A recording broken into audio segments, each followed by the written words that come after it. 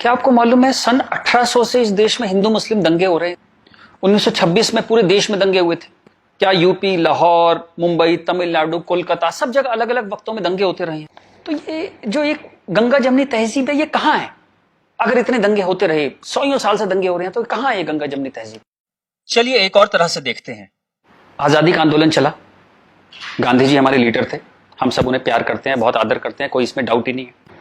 अंबेडकर से गांधी जी का एक बार टकराव हुआ तो गांधी जी ने आमरण अनशन कर दिया अंबेडकर के घर के सामने। ये बात है 1932 की।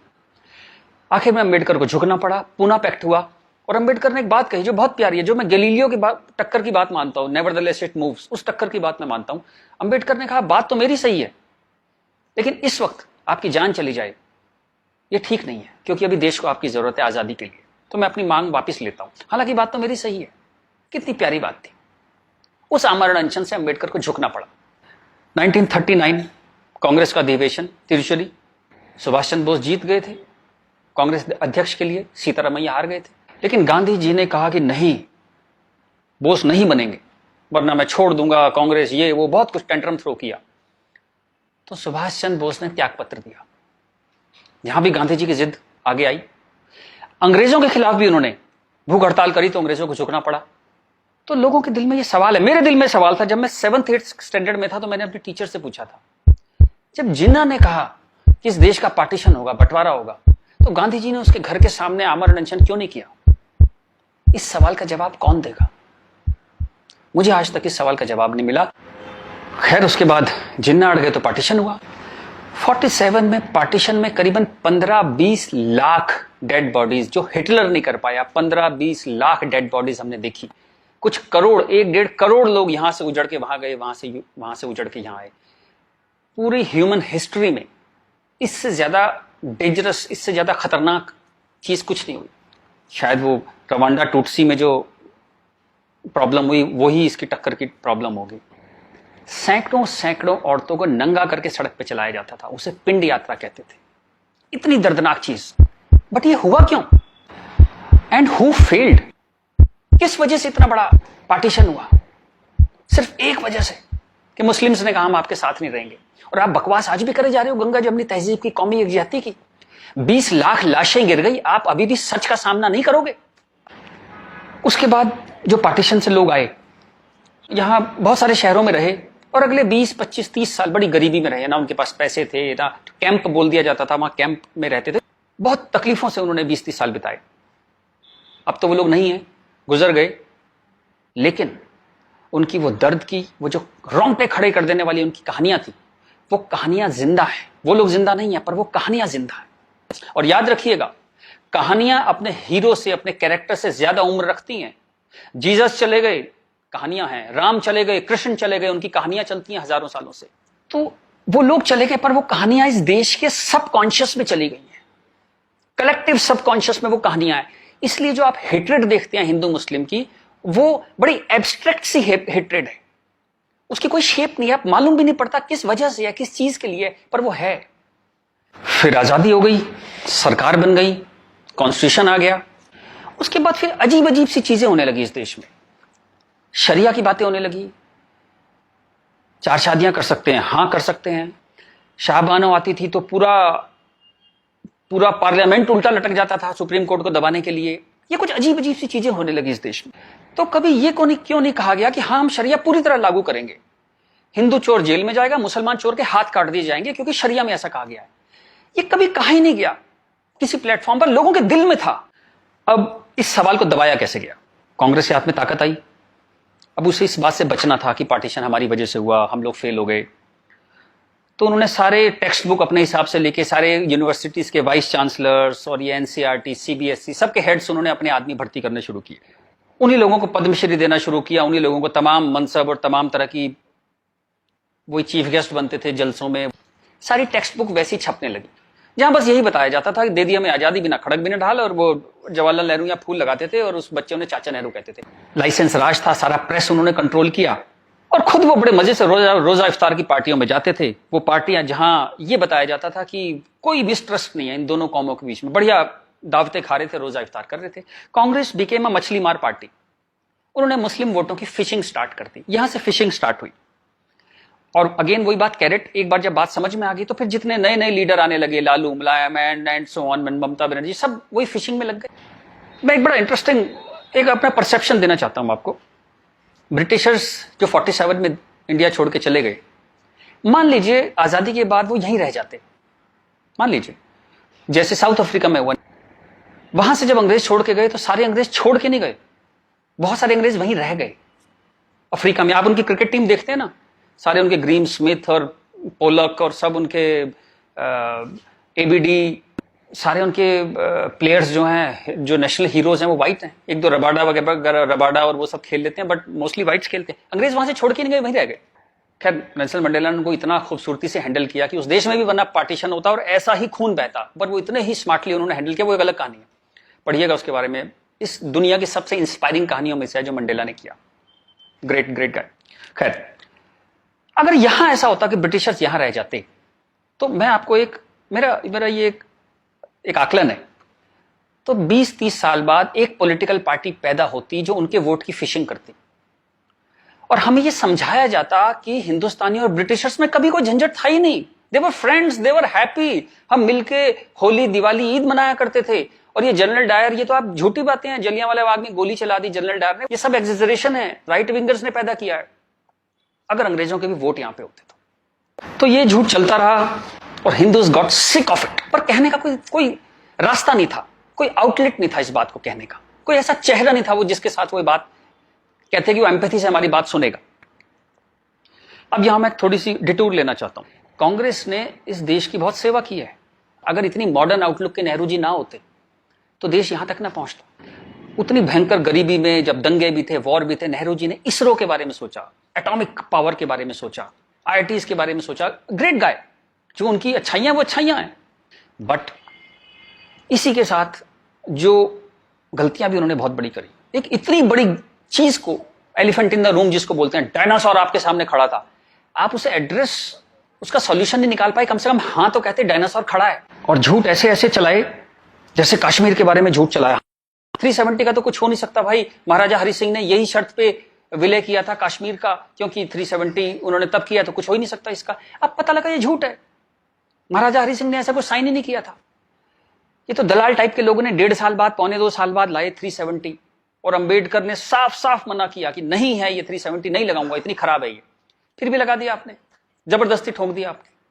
अब मैं अपनी बात पे वापस आता हूं कि नरेंद्र मोदी कोई आदमी है ही नहीं, ये वो खूंटी है जिस पे इस पूरे देश ने अपना ये जो बरसों का गुस्सा है, 50 साल का नहीं, 150-200 सालों का गुस्सा टांगना शुरू कर दिया उस खूंटी पे।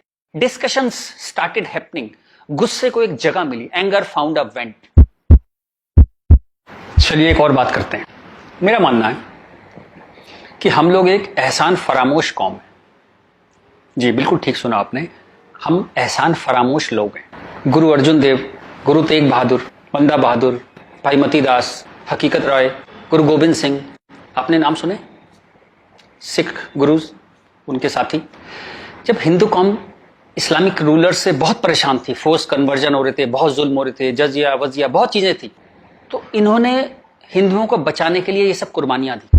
किस गुरु को जिंदा जला दिया गया, किसको गर्म तवे पे भून दिया, बात समझ रहे हैं आप, जैसे सब्जी बनाते हैं आप, गर्म तवे पे जिंदा भून दिया, किसको आरे में से बीच में से काट दिया, किसको रुई से बांध के जला दिया, किसके बच्चों को दीवार में चिनवा दिया, किसके बच्चों के दिल निकाल के बाप के मुंह में ठूस दिए। ये सब कहानियां हमने पढ़ी। इनकी कविताएं हम स्टेज पे गाया करते थे जब हम छोटे थे। हकीकत हूं, हकीकत को हकीकत जब बताऊंगा, हूं एक लाखों को हकीकत मैं बनाऊंगा। इस सारे जुल्म को सहकर हिंदुओं में से एक वॉरियर कौम पैदा हुई, खालसा। पर आजादी के बाद टेक्स्ट बुक, कांग्रेसियां टेक्स्ट बुक थी सारी, इरफान हबीब, रोमिला थापर, इन सब ने हमें हिस्ट्री पढ़ानी शुरू करी और ये कहा गया कि भाई हम बड़े सेकुलर हैं, सेकुलर रहो और प्रोग्रेसिव बातें करो। अगर आपने ये सब बातें करी तो बड़े आप कम्युनल कहलाओगे। तो हम बड़े कंफ्यूज से हो गए कि क्या करें। तो कुछ समझ नहीं आया तो हमने सिखों पे जोक बनाने शुरू कर दिए।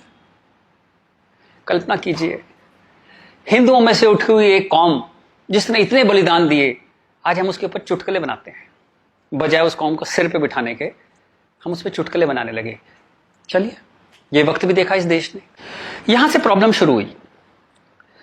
जिन जिन मुस्लिम रूलर्स के हाथों, जिससे पूरे लंबे वक्त में वो जो हमने तकलीफें सही, जैसे ब्रिटिशर्स के हाथों सही, ब्रिटिशर्स चले गए, उन मुस्लिम लोगों के हाथों जो हमने इतनी तकलीफें सही, उनको आजादी के बाद हम कुछ एड्रेस ही नहीं कर पाए और कंफ्यूज हो गए कि ये सब जुल्म हुए भी थे या नहीं थे।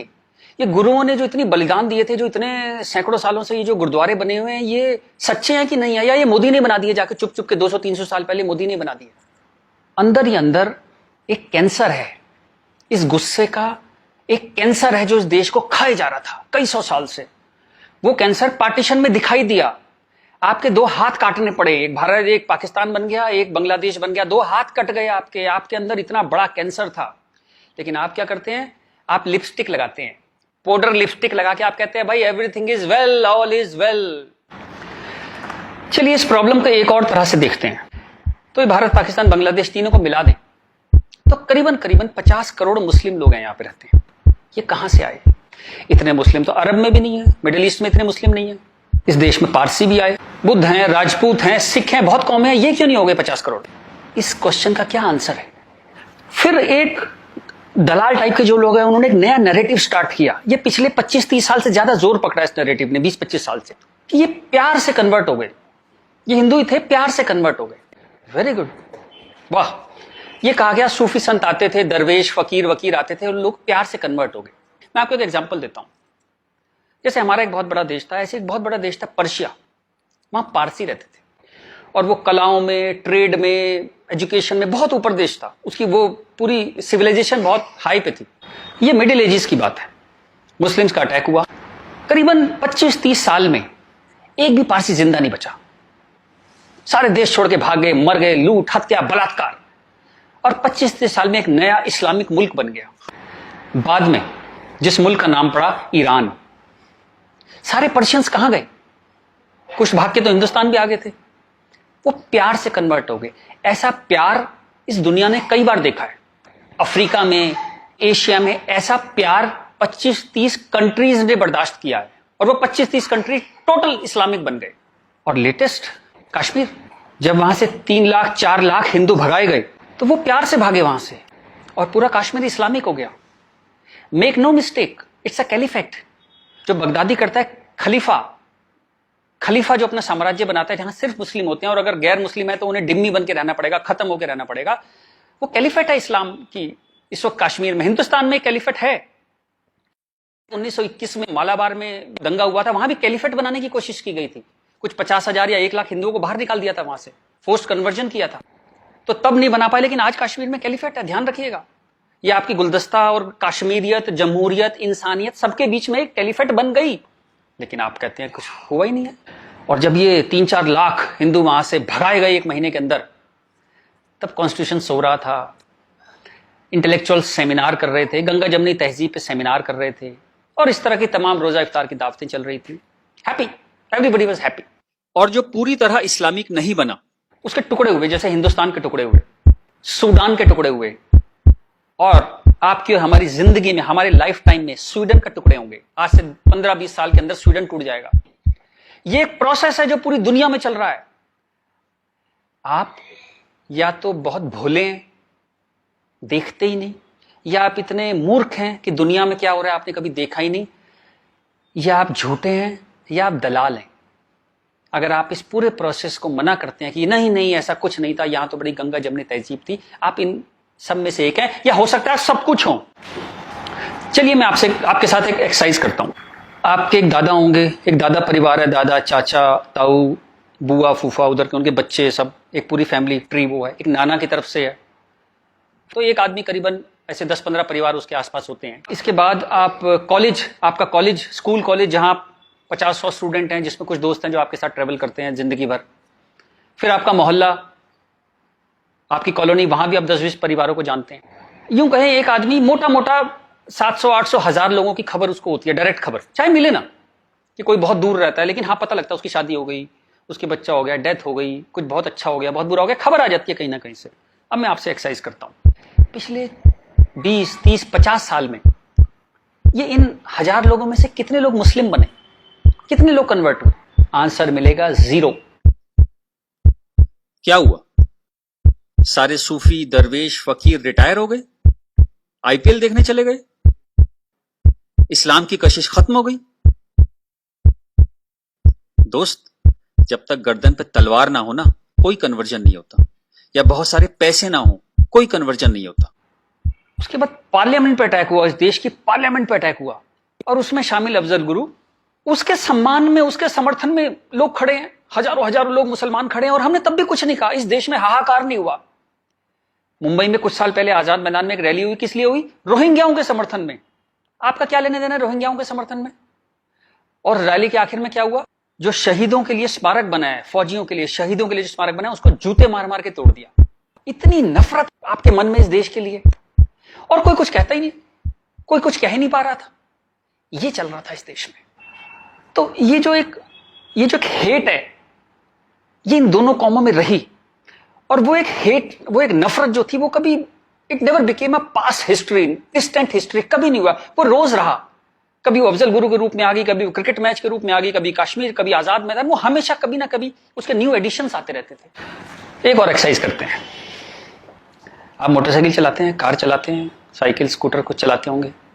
जब भी आप सड़क में जाते हैं तो थोड़ा संभल के चलते हैं। लेकिन आपके शहर के जो मुस्लिम एरिया है, जब उसमें आप जाते हैं तो कुछ एक्स्ट्रा संभल के चलते हैं कि नहीं? एक्स्ट्रा संभल के, कि अगर यहां लग गई तो एक्स्ट्रा पिटाई होगी। वो जो फियर है आपके अंदर, वो जो डर है, वो कमाल की चीज है, जिसको देश कहता है नहीं, एक सिस्टम कहता है नहीं, लेकिन आपके अंदर है, करोड़ों लोगों के अंदर है, 100 करोड़ लोगों के अंदर है वो डर।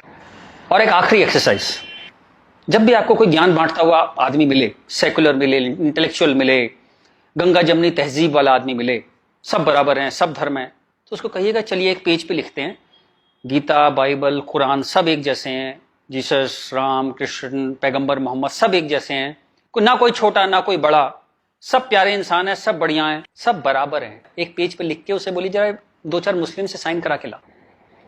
ऐसी ची की आवाज आएगी उस इंटेलेक्चुअल की, आपके पास जिंदगी में दोबारा नहीं आएगा। वो एक मुसलमान के साइन नहीं करा सकता इस बात पे। ये सारा ड्रामा हमारे लिए है। ये तो जहां से मैंने बात शुरू करी थी कि ये जो गुस्सा है, ये कई 100 साल का गुस्सा है, जिसको वेंट नहीं मिला, कभी निकलने की जगह नहीं मिली। और ये जो बार बार दंगे होते हैं ना, ये उसकी EMI है। And coming back to the point, Modi कोई आदमी है ही नहीं। मोदी वो मौका है, और वो गारंटी है कि इस बार जब शाहबानो पार्लियामेंट में आएगी कि हलाला हो गया, कि 4 विवाह हो गया, कुछ हो गया, इस बार पार्लियामेंट ब्लैकमेल नहीं होगी। वो एक शख्स नहीं है, वो एक इमोशनल बाम है, एक इमोशनल मलहम है, जिसकी इस देश को कई 100 साल से जरूरत थी। और अगर आप सोचते हैं कि एक आदमी क्या कर सकता है, तो दोस्त, कैसे आकाश में सुराख नहीं हो सकता, एक पत्थर तो तबीयत से उछालो यारो।